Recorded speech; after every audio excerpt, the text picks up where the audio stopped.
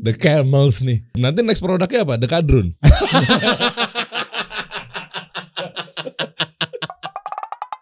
Kita kasih solusi. Sahil Mulahela. Deriansa, Allahu Akbar. Dari tahun berapa kita nggak ketemu zaman-zaman radio ya? Terakhir kita ketemu 2017. Oh iya bener. Sebelum radio lo bangkrut. Karena ada gue. Lu sih mahal.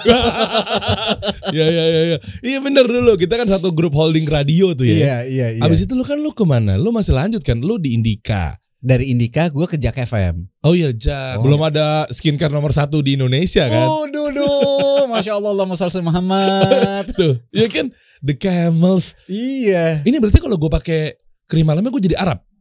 Nggak gitu Der konsepnya. Nggak gitu dong. Loh gue nanya. Nggak mesti. Gue kadang bosen sama kesipitan ini sabun peluntur dosa. Karena kalau lu pakai ini bawaannya lu pengen ibadah gitu kan, lu ngerasa bersih. Oh kalau gue pakai ini bersih gitu. Apalagi kalau gue ibadah, mending gue ibadah deh. Akhirnya gitu. Ibadah kan kita harus benar-benar yang terbaik ya. Iya dong. Buat Allah gitu ya. Iya. Masya Allah. Gue pikir jadi Arab. Ada nih. Ini kita bahas tentang apa ya? Mungkin pendapatan lu kali sebulan kali ya? Hah gimana? Bapak suaranya putus-putus, geseran boleh gak? Kan lu kan sekarang udah ngonten. Coba buka dong Instagramnya. Nanti sebelum kita cari tahu, banyak orang yang udah tahunya lu udah jadi kayak sekarang Hil. Artinya enak banget nih mah hidupnya. Dia udah bisa beli rumah hasil ngonten. Gue ngonten berdarah-darah kayaknya gini-gini aja. Masa sih paling privilege. Banyak. Iya kan? Banyak yang ngomong gitu. Rumah dari ngonten segede apa sih Hil? Kan gitu kan? Iya. Coba kita cek nih ya. Nih, oke. Oh, lu masih di Jak ya? Masih di Jak FM sampai sekarang. BA Bardi. Bardi Smart Home nih. Ini Bardi, rumah gue Bardi. Ini bisa berubah-ubah warna nih. Oh, Parian kasih solusi nih, pengen nih Parian. Sikat nih Parian. Parian, rumah saya, studio saya. Bardi di mana tempatnya? Bardi di ini apa? Di mana? Aduh lupa gue nama tempatnya. Di mana? Pokoknya di situlah. Ya itu kan? Salah. Di mana? Di sini Bardi. Gila.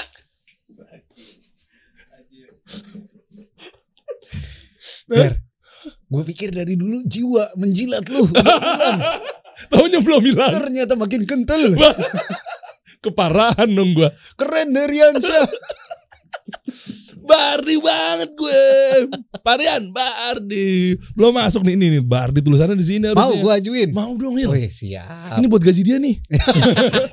Oh lo jadi selama ini suka rela? Jangan mancing-mancing lo. Jangan mancing-mancing lo. Iya, lumayan THR dia kan masuk di sini kan. Masa baru atuh. Boleh. Nanti kita kenalin ya. Nanti gue kenalin nama Parian. Terus Vivia Segaf. Ini siapa? Halo kenapa? Enggak, gue nanya maksudnya. Oh bukan. Bukan, ini bukan bini kedua gue. Manajer. Oh manajer. Karena kebetulan dikenalin sama Vivi gitu kan. Vivi mana? Vivi Asegaf. Oh. Kenapa nggak harus dari keluarga? Ini tahu. keluarga lu bukan? Bukan. Orang Arab. Kenapa harus orang lain manajernya? Nggak tahu, gue tiba-tiba dikenalin dan dia dulu kerja di Bukalapak ngurusin influencer. Oh. Terus akhirnya ya udah. Cantik juga. Ran. Endorsement. Dahsyat. Loh, bukannya 600 ribuan Hil? Turun Der. Kok bisa? Nggak tahu. Instagram tapi lagi kacau sih, dia nyari mulu fitur-fiturnya sekarang lagi. Iya. Semenjak ada TikTok dia mulai goyang tuh. Pokoknya semenjak gue pulang umroh, pas gue umroh tuh naik banget karena kan gue bikin umroh online tuh waktu itu kan. Oke. Itu naik banget tuh sampai 606. Terus tiba-tiba Instagram nggak tahu kenapa views juga jeblok banget. Dan gue pikir gue doang. Oke. Ternyata banyak kayak banyak story gue anjlok. Iya, konten creator juga di sana banyak yang ngeluh gitu kan. Ternyata wah Instagram kenapa ya kok ini parah banget sekarang ini. Tapi gue nggak mau berlindung sama itu, ngerti nggak? Oke. Jadi akhirnya kalau gue berlindung dari Instagramnya misalkan berubah algoritmanya, gue nggak ada evaluasi konten. Iya, bener. Gitu jadinya kan? ya lo merasa paling error ya udahlah, biasa-biasa aja gue jalanin aja kayak udah-udah gitu kan. Sementara kan mungkin kalau lo kan konten kreator, mungkin gue juga konten kreator. Kalau memang ada seperti ini, nggak melulu langsung disalahkan algoritmanya. Untuk kita lebih baik ya coba evaluasi dulu tuh. Bener. Yang pertama. Bener. Mungkin jangan-jangan dari konten kita sendiri gitu kan. Skema kontennya, terus konten pilarnya apa aja. Itu kan yang harus kita bedah lagi kan. Nih kita bahas dari awal gimana sih lo berdarah-darahnya bangun konten ya. Semuanya lo coba kan. Gue tahu banget lo. Dia kalau kita bahas itu kenapa Il? Dari tahun berapa lo konten? Dan gue mulai. Boleh nangis? Boleh. Oh enggak. Coba dong ambil kain pel yang di apaan? Pakai kain pel lu. Gue kain fiber biar gak lecet. Ya. Ini nih kita bahas dari waduh, lo penyiar juga. Sebenarnya sih lo harusnya co-host sama gue di sini ya.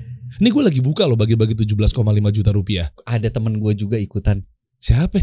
Torik Anggara, tau gak lo? Yang mana? Udah ratusan orang lagi, gue gak tahu lagi ikutan dia. Sombong banget. Lo tau kan kalau kasih solusi kan Masya Allah. Kalau bikin konten kan pasti kan Masya Allah. Langsung kita kasih aja buat Torik tuh 5. Iya. Lo makasih lo sama gue. Kita gue jebolin nama lo kesini. Diem-diem jangan bilang-bilang kalau gue lagi nepotisme. Oh iya. Pada nonton nih. Oh diikutan. Itu cocok. Menurut lo gini deh, sebelum kita bahas kisah lo untuk bangun sosial media apa segala macem, tipis ya, gue juga mau promo dikit. Menurut lo kalau gue bareng sama co-host, kriteria co-host tuh seperti apa sih? Dan kira-kira menurut lo ini adalah mumpung ada wadah seperti ini, cocok gak buat teman-teman ikutan kasih solusi mencari co-host? Deriansyah ini adalah orangnya suka ngelempar umpan. Iya. Ya kan? Yeah. Harus ada yang bisa nyikatnya.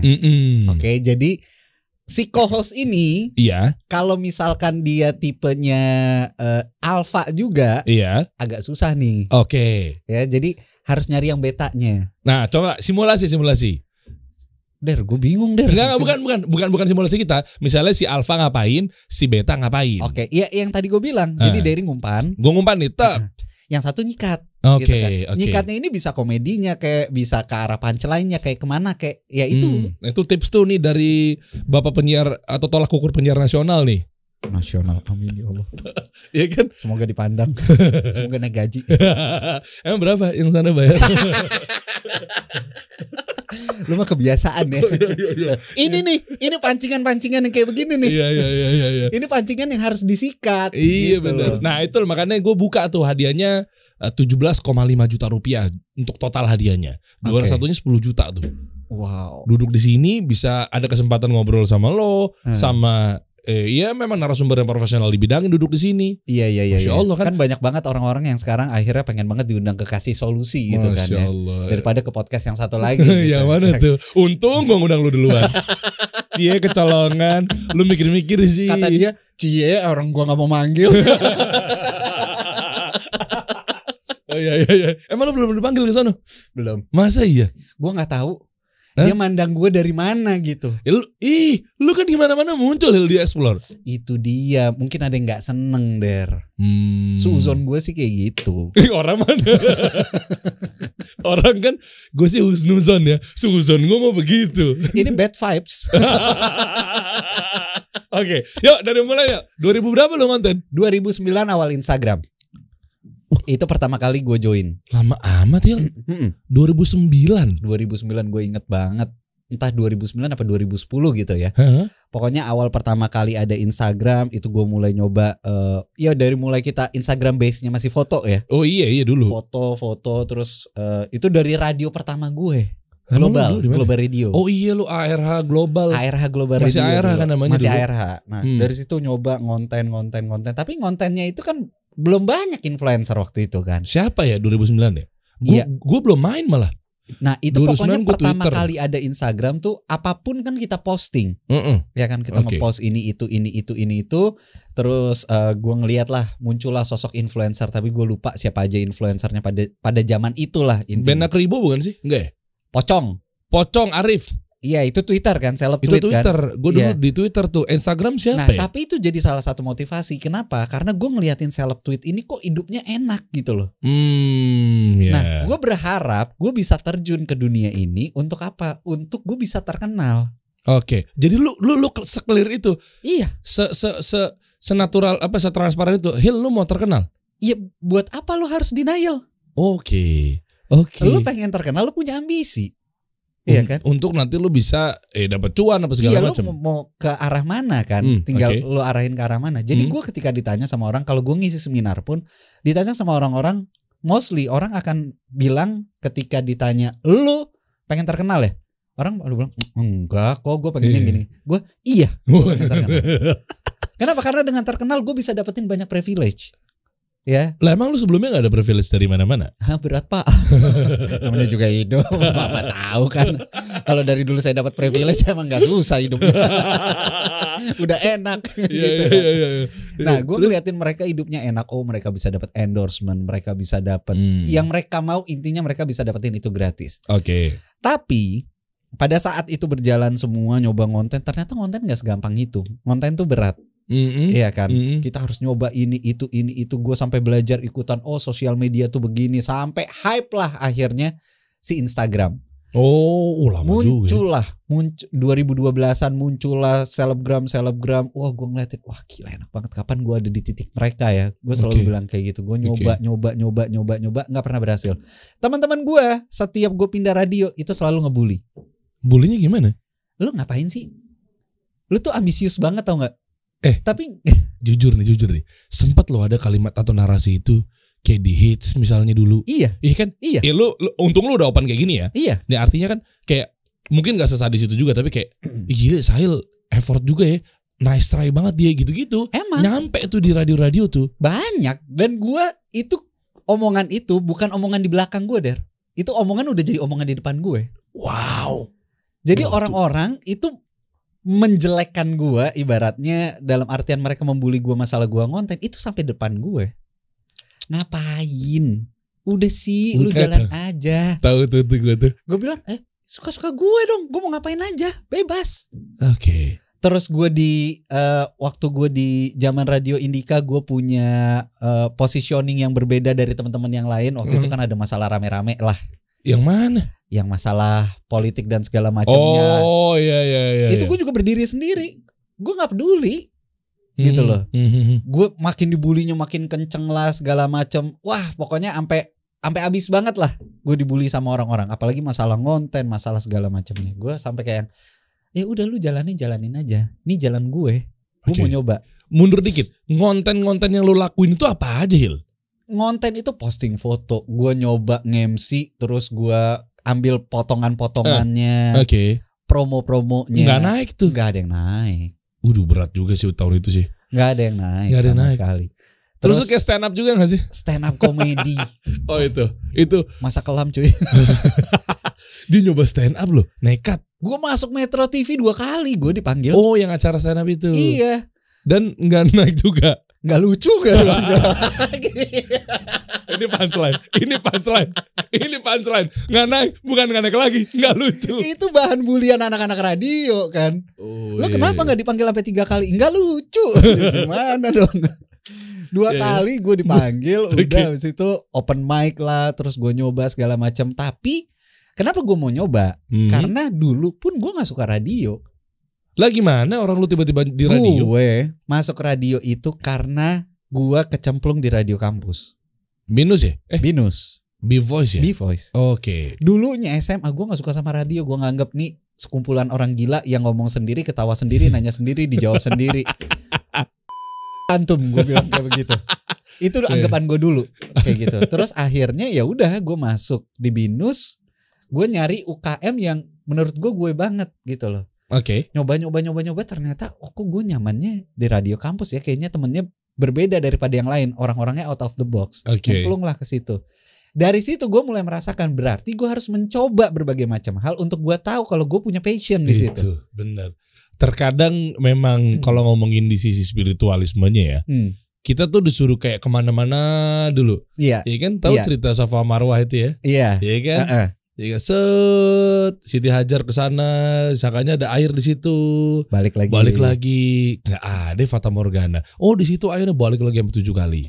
Taunya ujung-ujungnya airnya munculnya dari di sono, di tempat itu gitu kan. Memang ikhtiar tuh Kita nggak tahu Allah mau kasih yang di mana itu. Bener, makanya akhirnya kita mencoba tuh untuk tahu apa, tahu kapabilitas diri gue juga. Oh, kemampuan gue ternyata gue nggak di stand up.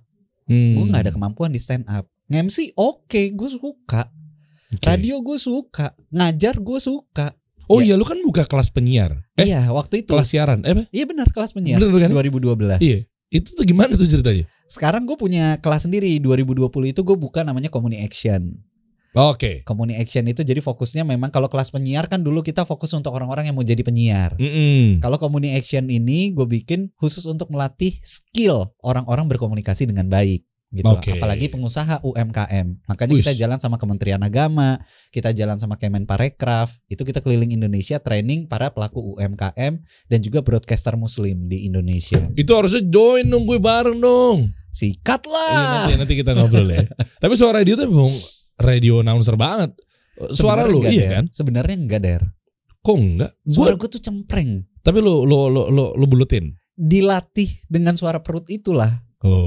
Dilatih dengan suara perut, terus akhirnya ya belajar. Nah balik lagi ke masalah yang tadi sosial media. Akhirnya ketika gue nyoba konten, akhirnya gue kayak udah males capek. Followers nggak nambah juga gitu kan. Jadi ups and down sebenarnya. Ups and down, ada gue masanya semangat banget, ada gue masanya turun. Gue bikin air check radio, siaran, gue posting gitu kan. Itu juga masuk ke pilar konten gue dulu kan. Wah nggak ada yang naik, nggak ada yang kemakan nih. Udahlah, ya udah sampai akhirnya 2018 sampai 2020 itu kita cuman posting foto doang, kegiatan sehari-hari doang kan. Di 2019 akhir kan biasa kan ada Base9 Instagram, tahu kan? Tahu gue. Iya kan? Tahu. Kita suka bikin itu kan. Iya. yang paling tinggi banyak engagement atau paling tinggi engagement yang mana gitu kan? Likes-nya yang mana yang paling tinggi. Begitu gue ngeliat kok konten gue sama anak gue sama bini gue banyak banget ya. Dulu gue ambisius banget pengen terkenalnya sendiri. Oh, makanya ternyata nggak works. Begitu gue ngeliat itu, wah apa jangan-jangan gue harus coba collab sama bini gue sama anak gue bilang kayak gitu kan. Mulai terpikir lah. Tiba-tiba 2020 awal kantor gue Jak FM kebetulan habis meeting sama TikTok. Hubungannya apa? Ini makanya ini mau gue ceritain nih. Jadi Bang Adrian Syarkawi waktu itu beliau habis meeting sama TikTok, terus dia bilang ke penyiarnya, kita lagi meeting awal tahunan, gue mau semua penyiar gue punya TikTok. Di situ TikTok masih joget-joget semua. Oh dulu kan Musical.ly ya namanya. Dulu udah TikTok. Emang udah TikTok? Udah ya? TikTok. Kan 2020. TikTok tuh dari Musical.ly kan? Iya awalnya. Dubsmash dari mana? Beda lagi. Gak tahu kalau Dubsmash. Tahu kan lo yang lip sync. Nah akhirnya disuruh bikin TikTok, tapi kita skeptis semua. Skeptisnya kenapa? Alay, menurut kita alay. Dan kita nggak ada yang mau joget-joget. Gue nggak orang yang nggak bisa joget gitu loh. Dan gue ngeliatin ya ngapain gitu, karena itu kan banyak cewek-ceweknya doang kan yang ada di situ kan. Insyaallah, alhamdulillah Sahil udah hijrah. Bukan, ini dilihat bini.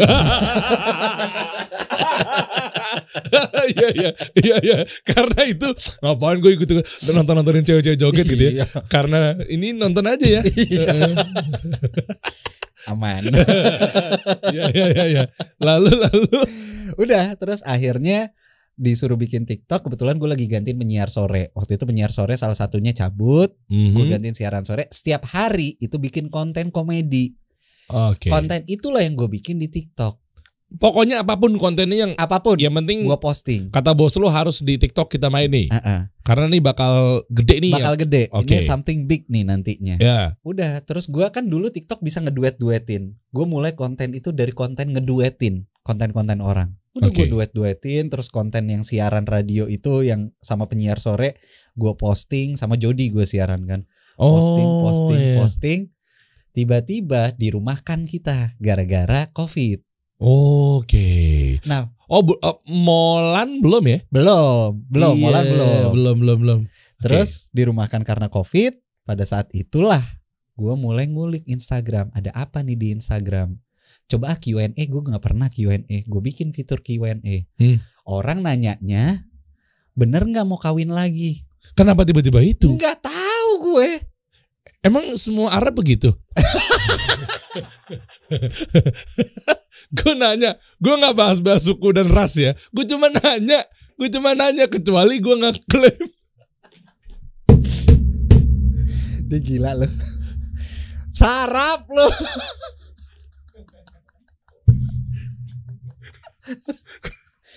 Gue langsung speechless tau gak? Lagi nggak ada angin, nggak ada apa, kenapa tiba-tiba lu sendiri aja nggak tahu jawabannya itu apa? Yang nanya ternyata siapa? Teman kantor gue Jak FM. Namanya Tezar. Dia ngasih pertanyaan itu. Oke. Terus gue jawab lah. Ya mau lah, siapa yang nggak mau? Gue jawab Q&A itu. Oke. Tiba-tiba bini gue datang dari belakang, denger, ditepok pipi gue. Pas gue ditepok, anak gue di sebelah si Muhammad ikutan nepok juga pipi gue. Posting di TikTok. Dar, viral ternyata. Iya. Dari situ gue mulai belajar positioning. Ternyata begini. Oh, yang disuka sama netizen tuh begini. Oh, kontennya begini. Oh, begini. Oh, begini. Oh, begini. Mulai. Akhirnya dalam waktu 3 bulan, Instagram yang tadinya 5.000 followers itu kita jadi 300.000. TikTok dari 0 dalam 3 bulan kita jadi 700.000 followers. Wow. Itu kita dapat di situ, alhamdulillah. Obrolan ini betul-betul kalau lo ambil angle yang benar ya teman-teman ya. Maksudnya bahwa ternyata pelajaran yang kita bisa dapat tentang, coba yuk bareng-bareng, ada user generate content juga di situ, generic apa natural, organiknya. Lu lihat dari sisi itu deh buat ambil ibroh atau pelajarannya deh. Maksudnya biar teman-teman yang sekarang lagi ngebangun kontennya tuh tahu. Mungkin ada sisi jangan putus asanya juga, plus lo juga harus baca audiens ya. Iya, kemauannya mereka apa nih? Behavior ya? Iya, karena banyak orang yang suka ngomong kayak gini kan, lo posting apa yang lo suka. Oke. Tapi as a business, lo gak bisa kayak begitu. Nah ini pelajarannya nih. Lo suka doang, tapi kalau netizennya gak suka, lo gak dapet angka, lo gak dapet views. Oke. Iya kan? Iya. Nah itu yang akhirnya gue belajar ketika gue mulai dapet endorsan, masuk, gue bilang, begitu nyampe 10.000 followers, lo yang punya UKM kan itu kita punya swipe up waktu itu kan. Kalau 10K ya betul. Bisa swipe up swipe kan. up. Gue kan pengen banget sampai di titik itu. Soalnya lu pengen banget bikin video yang ada swipe up-nya. Ada gitu. Swipe up. Padahal nggak tahu link apa ya. Nggak tahu. Swipe up. Pokoknya begitu bisa nyampe 10.000, gue bilang, lo yang punya usaha, gue promoin gratis. Udah bener nyampe 10.000. Pokoknya, oh ini nih, wah kita dapat makanan ini nih, enak, mau beli? Swipe up dong. Lagu. Songong. Akhirnya kesampaian lah, mulailah masuk brand-brand segala macam. Di situ bini gue juga akhirnya Instagramnya ikut ke bawah, TikToknya ikut ke bawah juga jadi naik. Anak gue juga Instagramnya akhirnya ke bawah, Muhammad.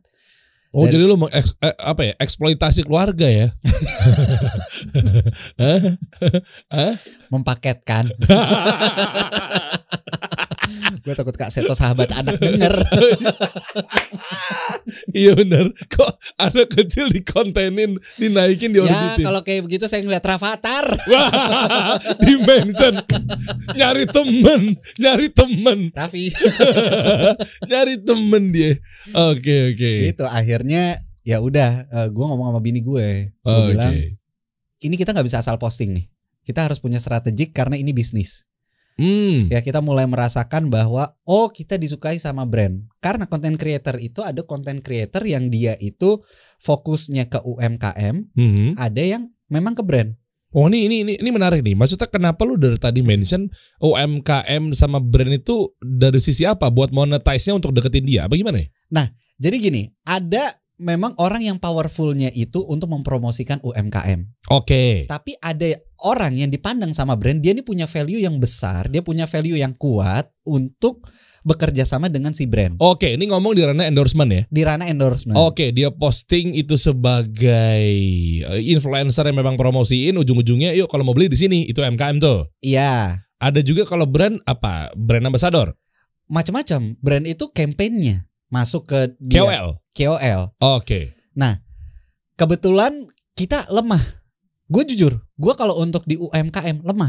Lemahnya gimana? Lemahnya tuh gak powerful itu daya belinya untuk ke si UMKM-nya. Sedangkan mereka ini masuk, mereka kan kalau UMKM, mereka kan nggak tahu lebih besar bahwa dunia endorsement itu untuk menyebarkan awareness, spreading awareness. Ini yang perlu dia. Untung, thank you bro udah bahas ini di sini. Iya kan? Karena orang mindsetnya tuh ketika UMKM, ketika udah diposting langsung mindsetnya selalu salesnya yang diambil. Iya, mana nih kok nggak ada penjualan, dikit dan lain-lainnya. Nah, gue lemah di situ.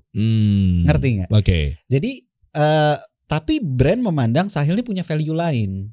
Oke. Value-nya dia sebagai penyiar radio, dia sebagai MC, dia sebagai moderator, dia juga content creator, dia family man.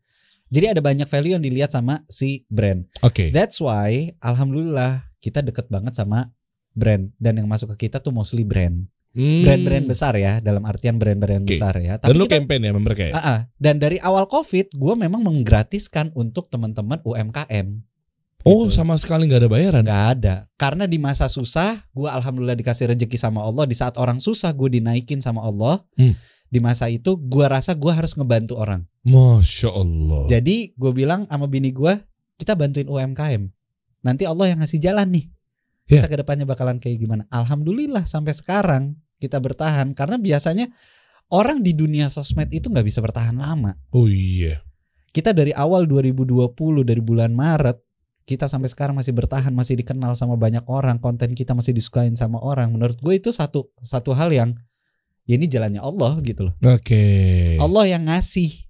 Allah yang masih mempertahankan kita di sini. Seberapa dekatnya kita mendekatkan diri kita sama Allah, ya caranya ya kita ngebantu teman-teman itu kan. Oke, bener. Iya, sedekah ujung-ujungnya lo akan dimudahkan juga dan lain sebagainya gitu ya. Dan lo mau tahu apa? Cita-cita gue dulu pengen jadi influencer tuh salah satunya apa? Apa? Gue pengen bisa dapetin apa-apa gratis. Oke. Itu jelas.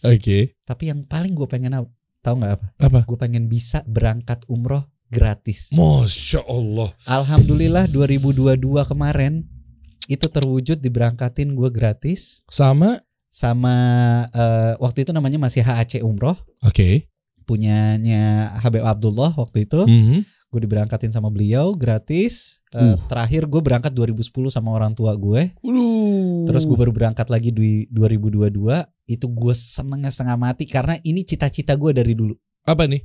Pengen bisa umroh gratis. Umroh gratis men, gak main-main loh. Semua itu idaman gue pengen jadi influencer tuh itu. Jadi influencer kan ada yang gue pengen bisa keluar negeri gratis. Iya tahu gue. Gue yang paling pertama umroh. Gue pengen bisa umroh gratis. Akhirnya setelah itu pas gue baru 5 hari di Madinah, kan gue bikin umroh online. Ternyata efeknya luar biasa. Gimana? Efeknya itu ke orang-orang, mereka itu pada kesenangan. Yang orang-orang titip doa segala macam itu kan gue bacain kan. Gue bacain waktu gue di Raudhah segala macam, gak ada yang kelewat satupun. Itu semua gue bacain ribuan, bahkan DM gue waktu itu tembus sampai 10.000. Itu gue bacain. Dan kemudian mereka secara tidak langsung nge-DM ngasih tahu alhamdulillah doanya gobul. Gue sampai kaget, gue sampai merinding. Gue tunjukin ke yang punya travelnya, terus mereka juga pada kesenangan. Impactnya secara nggak langsung ke travelnya mereka juga jadi tinggi kan. Iya. Waktu itu warna exposure, masya Allah. Terus gue doa lagi, ya Allah insya Allah bisa berangkat setiap tahun. Abis kita keluar dari Raudhah, dipanggil sama timnya si yang punya umroh ini. Ada Habib Abdullah, Pak Irfan, Pak Andri. Kita duduk di pelataran sebelum kita berangkat ke Mekah. Waktu itu besokannya kita mau ke Mekah. Tiba-tiba gue dikasih dikasih semacam kayak prank. Dikasih hadiah untuk berangkat sama bini gue. Insya Allah bulan Oktober ini gue berangkat. Masya Allah. Ini kalau kita berangkat dari niat ya, dulu kan banyak yang kita belajarin gitu kan, ya dalil dan lain sebagainya. Niat kita ini harus udah benar. Allah ngelihat lu buat bikin konten di sosial media ini buat apa nih? Iya. Kalau ternyata buat cuma kayak HHI, foya-foya, cuan-cuan tapi mungkin tak berujung sih, aduh ngilu. Tapi kalau memang diniatkan dengan tadi misalkan nggak haus ya, akan dapat duit segini, kemana tujuannya apa segala macam, ternyata Allah mudahin luar biasa loh. Iya alhamdulillah. Makanya gue sama bini tuh selalu bilang mindsetnya intinya kita ada di sini dinaikin sama Allah di saat kita susah, itu untuk membantu orang-orang yang lagi pada kesusahan. Oke. Alhamdulillahnya akhirnya kita bisa bikin si The Camels ini jadi PT. PT Camels Kreatif Indonesia. tujuan gue ke depannya gue akan jadi talent management dan lain sebagainya. Jadi industri kreatifnya gitu loh. Iya. Oh, jadi nggak ngurusin skincare doang ya? Nggak ngurusin skincare doang. Oke. Nah, terus kita bisa mempekerjakan orang yang bekerja sama gue pertama kali adalah asisten gue. Namanya Choi itu. Mana Choi? Choi itu. Mana sih? Oh, Choi. Yang endorsement OL Shop. Oke. Kenapa gue ngambil dia dari sekian banyak orang yang diinterview? Gue ngambil dia kenapa gue ngelihat dia orangnya kuat, terus dia nih anak yatim. Oh. Dia ngidupin keluarganya. Allah, kasian banget tuh berarti. Jadi tulang punggung kan? Iya. Awalnya mungkin dia nggak tahu mau kerja di mana kan? Nggak tahu. Tuh. Dia rumahnya di BSD. Oke. Rumah gue di Sentul. Tiap hari dia motoran. Jadi gue bilang sama Rania, sama bini gue, nih kita bantu anak yatim, ya ibaratnya kita mewujudkan mimpinya dia untuk bisa ngidupin keluarganya. Nanti kita dibantu sama Allah. Ya. Ini karyawan pertama gue. Ini si Choi ini. Dia karyawan pertama gue. Nama depannya WhatsApp nggak? WhatsApp Choi. Gaul bener. WhatsApp Choi, apa kabar Choi? Oke, ini orang pertamanya dia nih. Orang pertamanya. Namanya Siti Khoiria, dipanggilnya Choi. Siti Khoiria. Kan kita pikir kan Choi doang panggilannya. Enggak, jadi gue lebih memilih orang-orang yang latar belakangnya susah. Yuk lu kerja sama gue gitu loh. Dan berapa tim lu sekarang? Sekarang gue ada asisten gue Choi, terus ada manajer, terus ada asisten manajer, terus ada finance. Oke. Terus juga editor sama videografer 6. Banyak juga ya untuk ngurusin seorang lu doang satu tuh ya. Kan gue, bini gue, anak gue. Oh iya. Kita kan produksi konten terus tiap minggu. Oh iya bener ya. Waktu gue bikin konten, gue itu minta ridhonya nyokap gue. Oke. Karena gue bilang, "Mah, Sahil sekarang jalan di sini." Gue sadar kenapa gue nggak pernah bisa jadi artis di TV. Karena nyokap gue nggak pernah ridho. Oh gitu. Nyokap gue nggak mau sampai gue main nanti peluk-pelukan sama perempuan lain. Gue main sama yang sekasur sama yang bukan muhrim. Nyokap gue nggak mau itu. Oke, bukan mahram. Mahram, iya, sorry. Sama yang bukan mahramnya. Nyokap gue nggak mau. Makanya akhirnya nggak pernah lah sampai ke titik itu. Sampai nyokap lo doain tuh ya. Iya. Sampai ini anak gue busono gitu ya. Nyokap gue selalu doa kalau memang sosial media ini jalan yang terbaik buat si Sahil, ya gedein ya Allah. Gitu. Harus minta ridho orang tua memang. Nah gue nanya, nih Sahil jalan nih sekarang mah sosmed sama Rania sama Muhammad, gimana menurut mama? Nih ada pemasukan begini. Mama ridho nggak? Ridho, jalanin. Ya udah, jalan. Kita. Gede kali pemasukannya. Ya alhamdulillah. Kalau kecil? Kalau kecil nggak tahu, nyokap gue juga kayaknya enggak deh. Bisa aja ente mah. Gak ada. Habis ini saya transfer. Oke. Ya. Oh, oke. Itu berarti di belakang itu tuh kalau konten-konten lu yang mau nikah ini, mau nikah lagi, bini kedua dan lain sebagainya gitu. Itu berarti kan nyokap lu kan tahu. Itu tahu. Taunya cuma bercandaan. Taunya cuma bercandaan. Oh, padahal lu mancing mulu ya, Der ya.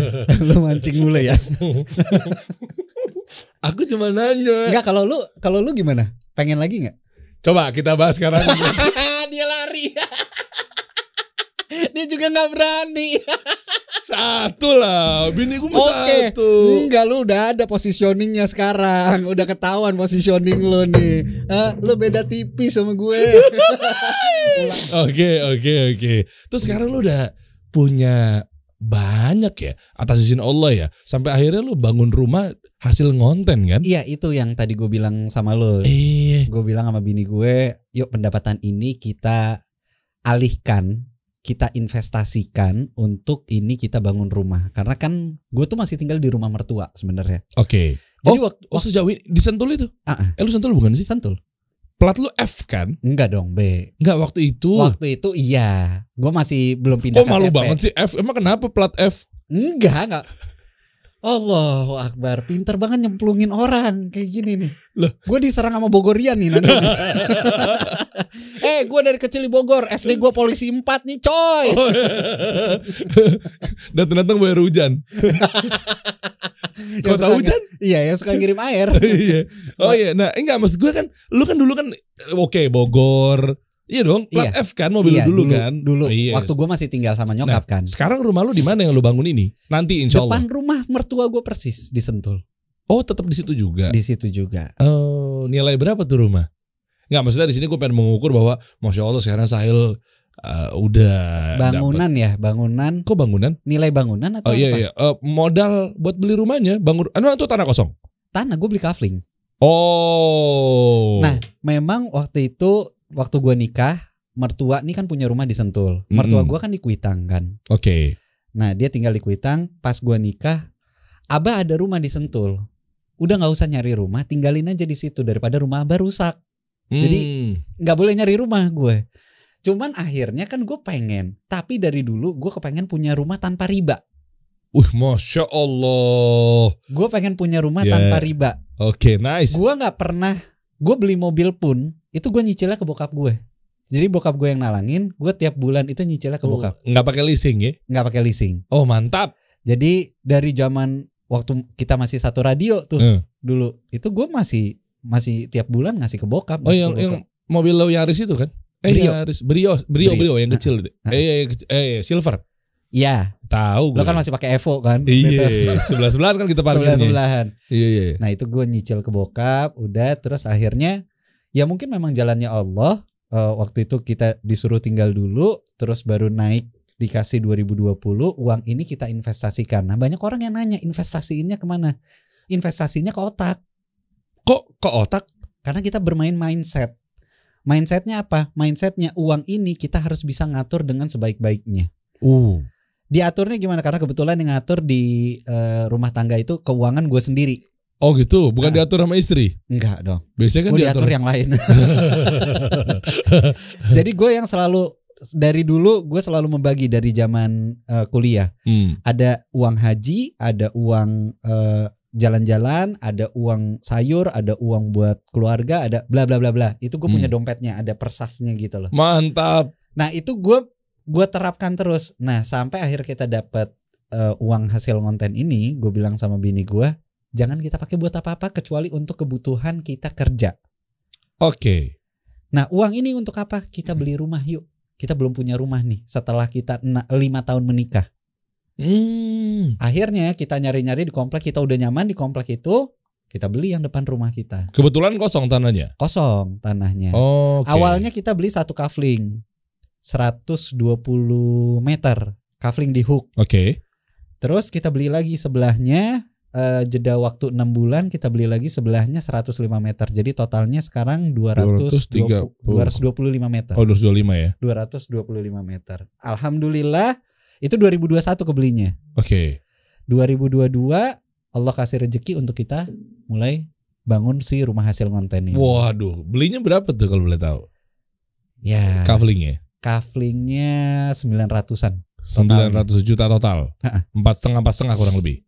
Kurang lebih segituan. 900 juta. Dapat dari konten tuh. Dapat dari konten. Dapat dari Bardi berapa? Parian tenang. Aman Parian. Kan katanya kan royal banget tuh Bardi tuh. Ya, kan? Alhamdulillah itu klien salah satu termasuk klien pertama gue dan yang kita benar-benar ada bondingnya banget. Maksudnya gimana nih? Jadi lu dari awal nawarin? Gue pertama kali yang minta. Nggak percaya gue. Ya Allah, masa gue harus pakai demi Allah? Iya. Ente nggak harat kan? Nggak harat dong, masa gue pakai harat, malu sama muka. Jadi dulu nyari robot vakum. Oke. Kita pengen punya robot vakum. Terus gue pengen kayak bisa kali ya barter ya. Bardi waktu itu followers masih 20 ribuan. Oke. Gue email ke Bardi nanya, boleh nggak gini. Kebetulan yang balesin emailnya ownernya langsung. Oh. Udah kita chattingan lah. Ternyata Bardi, boleh yuk, ayo. Dia kerjasama ngasih robot vakumnya, kita bikinin konten segala macam, suka. Langsung tuh. Suka sama kontennya, ownernya langsung minta red card loh. Nih Bardi ini memang segitu royalnya. Oke. Tapi dia royal sama orang yang punya sense of belonging sama produknya. Oh, itu ciri-cirinya gimana kalau boleh tahu tuh? Ya, lu biar bisa merasa memiliki, bukan lu cuman sebagai endorser. Dibawa tidur tuh Bardi. Gue rela gue bawa tidur tuh Bardi. Saking gue deketnya misalkan sama tuh Bardi. Gue punya podcast, gue pengen ngundang lu, ilmu menjilat. Iya. Saking deketnya. Tapi beneran loh, kita lampu-lampunya Bardi loh. Bener. Ini atas rumah gue yang warna-warni. Itu lampu RGB. Iya. Yang sekitar bisa sampai berapa? 16 juta atau 16.000 warna gitu. Kantor ini udah pakai smart door lock-nya Bardi belum? Belum pakai. Pakai dong. Iya, kata orang-orang tuh lagi rame banget loh. Mau. Jangan ditanya dong. Anda jangan pancing-pancing. Akhirnya sekarang bisa jadi BA-nya Bardi gimana? Iya, kebetulan Pak Rian selaku ownernya itu beliau mempercayakan, yuk kita jalan bareng yuk. Gue nanya kenapa? Oke. Kenapa lu milih gue? Oke.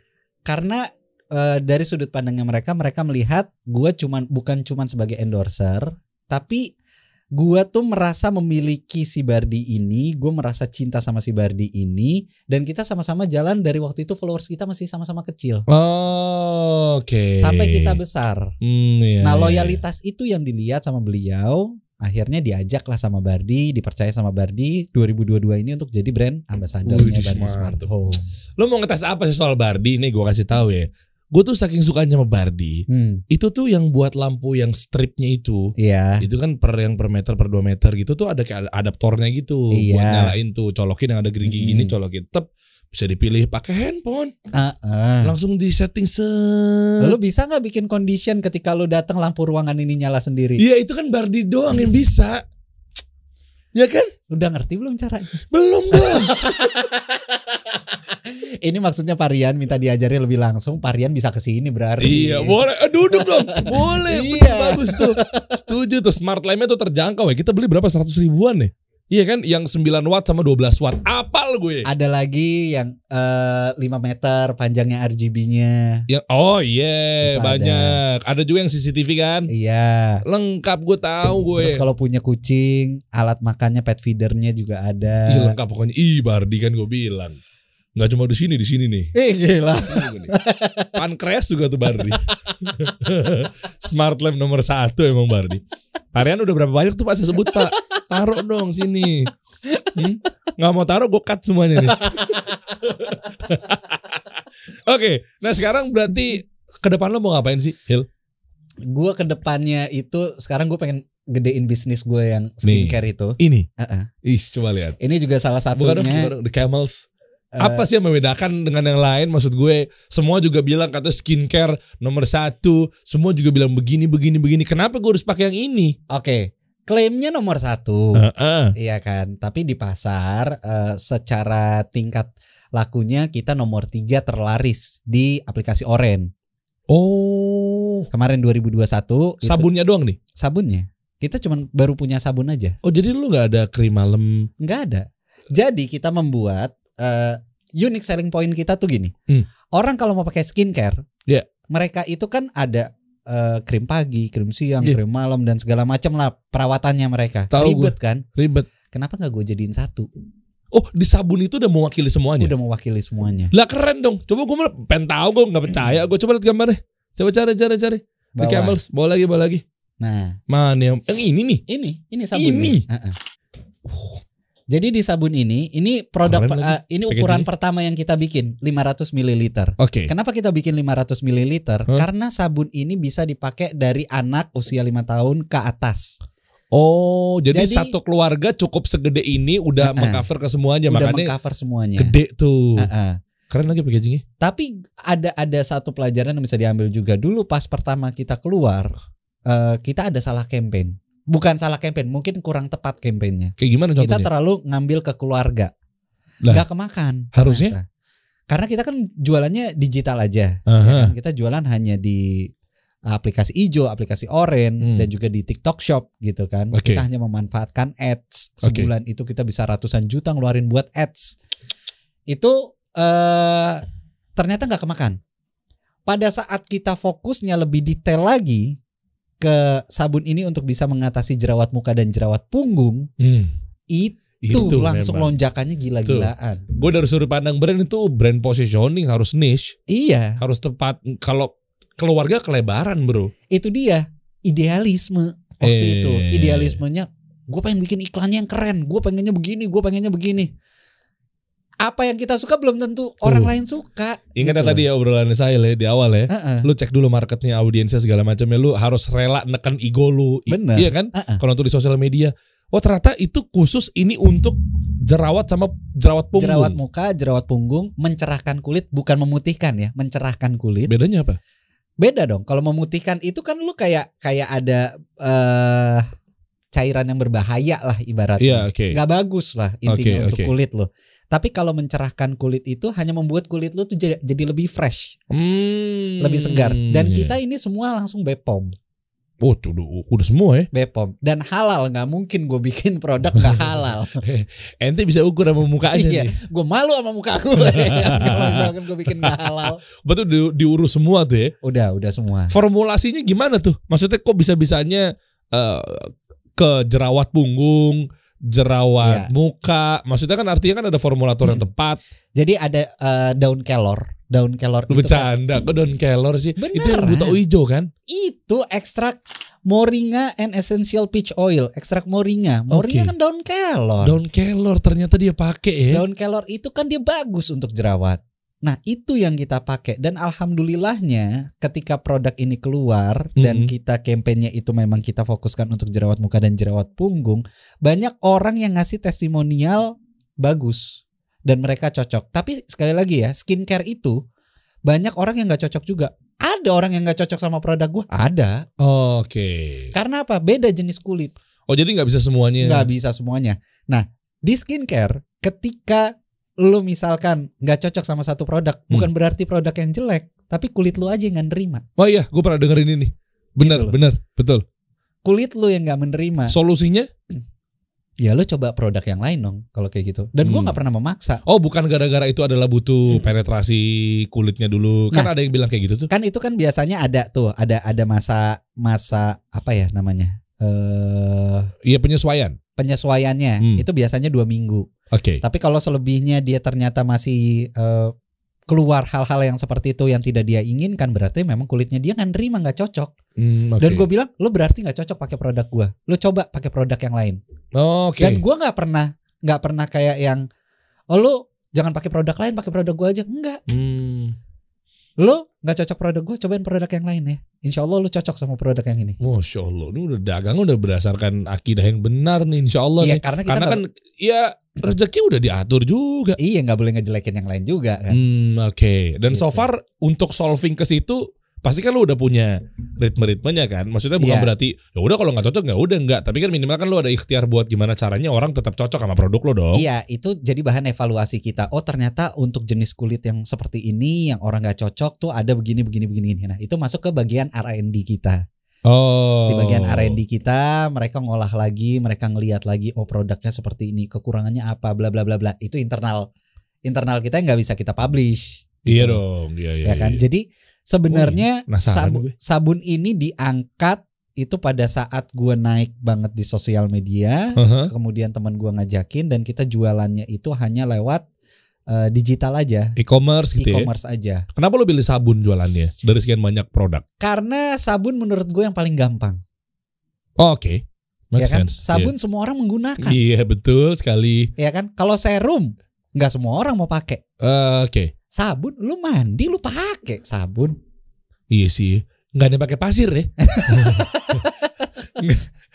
Dari kata guguk. Oh oke. Iya sih semua juga sabun ya. Iya jadi kita. Ini laki-laki perempuan? Laki dan perempuan. Berapa sih ini harganya? Ini satu botolnya dulu kita bikin 149.000. Ya masuk dong. Sekarang untuk di kalangan TikTok nggak masuk. Masa nggak masuk? Nggak masuk. 149 500 mili. Iya. Akhirnya kita mulai modifikasi, kita dapat di harga sekarang kita bisa diskon sampai di 89.000. Lebih murah lagi. Dahsyat. Udah berapa pieces nih? Gue pengen tahu nih keukurannya bahwa nih se-works apa nih ternyata peminatnya. Alhamdulillah. Sekarang itu per bulan penjualannya kita dari sosial media aja di TikTok aja itu kita bisa hampir 20.000 piece. Per apa nih? Per bulan. Itu baru dari TikTok. Iya, saya boleh izin ngeluarin kalkulator sakti saya dulu ya. Itu baru dari TikTok, catat. Itu baru dari TikTok dan di luar pendapatan konten kreatornya Sahil Mulakela. Berapa tadi? 20.000? 20.000. Berapa per piece-nya? Omset doang kan gue gak ngukur 89.000. profit. 89.000. Gak muat kalkulator lu. Iya bener, sampai dimiringin gue. Ngeselin banget. Gak muat kalkulator lu. Sumpah ngeselin abis. Itu cara sombong alus. Sampai yang ada E-nya tau gak lu? Iya. Omset per bulan 1,7 miliar. 20.000 pieces kali. Lu pakai distributor gak sih? Enggak. Ih, kita main reseller juga. Kenceng banget lu ya. Ya alhamdulillah. Berapa marginnya kalau boleh tahu? Kita sudahi podcast ini. Berarti works dong. Repeat order berkali-kali orang-orang. Alhamdulillah. Ada orang yang udah sampai beli 8 botol, 9 botol gitu-gitu. Gue penasaran, gue sama bini gue udah cobain nih. Kadang gue suka kayak merah-merah tuh bekas-bekas jerawat. Gue kirimin aja nanti. Bener. Ya jangan satu dong. Gila, gak tau malu banget. Emang gitu. Emang kita harus gak tahu malu. Iya. Oh gitu. Gue cobain gak serius. Gue kadang merah-merah. Apa namanya? Iritasi ya. Iritasi. Itu kulit sensitif. Adik gue dia eksim. Eksim alhamdulillah pakai sabun ini dia cocok. Cakep. Tapi ada saudara gue juga, saudara dekat gue pakai ini dia gak cocok. Kenapa? Kulitnya kering banget. Oh ini gak cocok buat, bukan gak cocok ya, kurang cocok buat kulitnya kering. Dia. Buat kulitnya dia. Gue gak tahu permasalahan kulitnya dia apa. Tapi di dia jadinya gak cocok. Oh jadi kering banget maksudnya. Jadi kering banget di dia. Ini yang banyak busa apa enggak? Busanya lumayan. Tapi sabunnya itu encer banget ya. Jadi kalau misalkan lo tuang, lo pump gitu, dia sabunnya encer banget. Tapi bebusa gitu. Bebusa. Jadi lo pakai dulu 1 menit, habis itu baru lo bilas. Ini buat muka doang apa buat badan? Face and body wash. Waduh, komplit udah nggak perlu. Iya itu dia makanya. Enak gue langsung dong. Unique selling point kita di situ. Kita hadirkan produk yang simple, yang lo cuma tinggal setiap lo mandi bisa lo pakai. Ya udah, abis itu lo nggak usah perawatan aneh-aneh lagi. Ih mantep. The Camels nih. The Camels itu dari nama kita sebenarnya. Bukan onta. Onta. Lah terus nama lo kok onta? Lo tau nggak filosofinya kenapa? Nggak tahu. Karena dari dulu lu kalau gue di kantor suka dipanggil onta dari SD dipanggil onta. Daripada orang lu ngatain gue duluan, gue namain tuh onta jadi brand gue. Jadilah kita namain hashtag gue sama bini gue tuh The Camels Family. Oh. Barulah lahir produk ini The Camels. Mantep. Nanti next produknya apa? The Kadrun.